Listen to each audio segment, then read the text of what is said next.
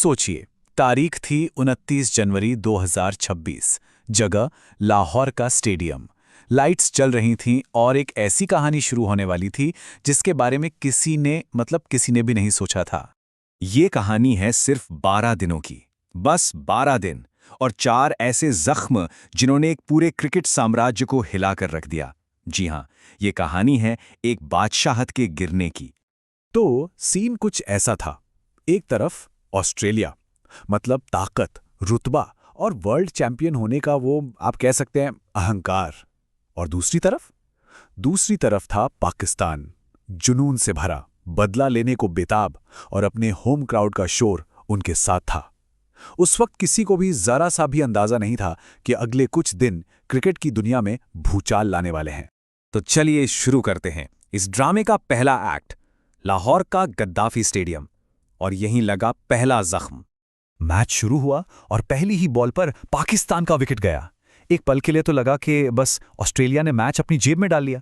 लेकिन फिर क्रीज पर आए सैम अयूब, और क्या खेले वो! सिर्फ 22 गेंदों पर 40 रन। हर शॉट मानो चीख चीख कर कह रहा हो, हम डरने वालों में से नहीं है। कप्तान सलमान आगा और बाबर आजम ने भी साथ दिया और पाकिस्तान ने बोर्ड पर 168 रन टांग दिए। अब बारी थी ऑस्ट्रेलिया की। 169 का टारगेट। शुरुआत तो एकदम तूफानी की, लगा कि आसानी से जीत जाएंगे। लेकिन फिर गेंद आई उसी सैम अयूब के हाथ में और उन्होंने बल्ले के बाद गेंद से भी कमाल कर दिया। पाकिस्तान के स्पिनर्स ने ऐसा जाल बुना कि एक के बाद एक ऑस्ट्रेलियाई बल्लेबाज उसमें फंसता ही चला गया। और आखिर में हुआ क्या?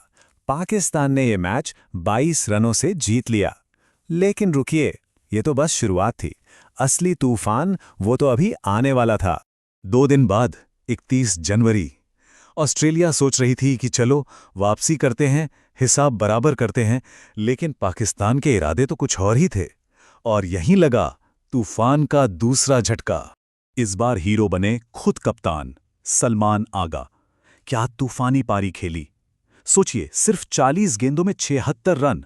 उनका हर शॉट, हर चौका, हर छक्का ऑस्ट्रेलिया के कॉन्फिडेंस पर एक जोरदार तमाचे जैसा था। पाकिस्तान ने स्कोरबोर्ड पर लगा दिए पूरे 198 रन। अब 199 का टारगेट, और ऑस्ट्रेलिया की बैटिंग लाइनअप कैसे ताश के पत्तों की तरह बिखरी, ये देखना कमाल था। 2 नाम याद रखिए, अबरार अहमद और शादाब खान। दोनों ने 3-3 विकेट लिए और ऑस्ट्रेलिया की बैटिंग की रीढ़ ही तोड़ दी। ये एक प्लान्ड अटैक था जिसने मैच को पूरी तरह से पलट दिया। और हार का मार्जिन 90 रन। ये सिर्फ एक हार नहीं थी दोस्तों, ये एक स्टेटमेंट था, एक संदेश था कि वर्ल्ड चैंपियन टीम बुरी तरह से बिखर चुकी है। कहते हैं उस हार के बाद पहली बार ऑस्ट्रेलिया की आंखों में डर दिखाई दिया, साफ साफ। जो साइकोलॉजिकल एज था ना, वो पूरी तरह से पाकिस्तान के पाले में था। और अब हम आ पहुंचे सीरीज के क्लाइमैक्स पर। 1 फरवरी, तीसरा T20। अब सवाल सिर्फ एक था, क्या ऑस्ट्रेलिया अपनी इज्जत बचा पाएगी या ये साम्राज्य पूरी तरह से ढह जाएगा? पाकिस्तान ने पहले बैटिंग की और 207 रनों का पहाड़ खड़ा कर दिया। और फिर जब ऑस्ट्रेलिया की बैटिंग आई तो जो हुआ उसने इतिहास ही बदल दिया। स्कोर था सिर्फ 2 रन, पहला विकेट गया। स्कोर पहुंचा 4 रन पर, दूसरा विकेट भी गया। और देखते ही देखते 16 रन पर तीसरा विकेट भी गिर गया। ऑस्ट्रेलियाई ड्रेसिंग रूम में मानो सन्नाटा छा गया था। टॉप ऑर्डर पूरी तरह से खत्म। और इस पूरी तबाही का आर्किटेक्ट कौन था? एक नाम, मोहम्मद नवाज। जरा उनके आंकड़े तो देखिए, सिर्फ 18 रन देकर 5 विकेट। ये कोई आम स्पेल नहीं था, ये एक मैच विनिंग नहीं, सीरीज विनिंग स्पेल था। और आखिर में लाहौर की उस रात में सिर्फ ऑस्ट्रेलिया का स्कोर कार्ड नहीं, उनका आत्मसम्मान भी बिखर चुका था। नतीजा 3-0 से क्लीन स्वीप, एक ऐतिहासिक जीत। लेकिन पिक्चर अभी बाकी थी। कहानी यहीं खत्म नहीं हुई। ठीक 12 दिन बाद 13 फरवरी, जगह बदल गई, टूर्नामेंट बदल गया। अब मंच था T20 वर्ल्ड कप का।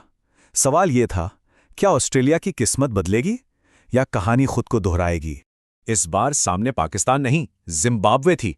मैदान था कोलंबो का। लेकिन नतीजा वही रहा। एक और बड़ा झटका, एक और उलटफेर।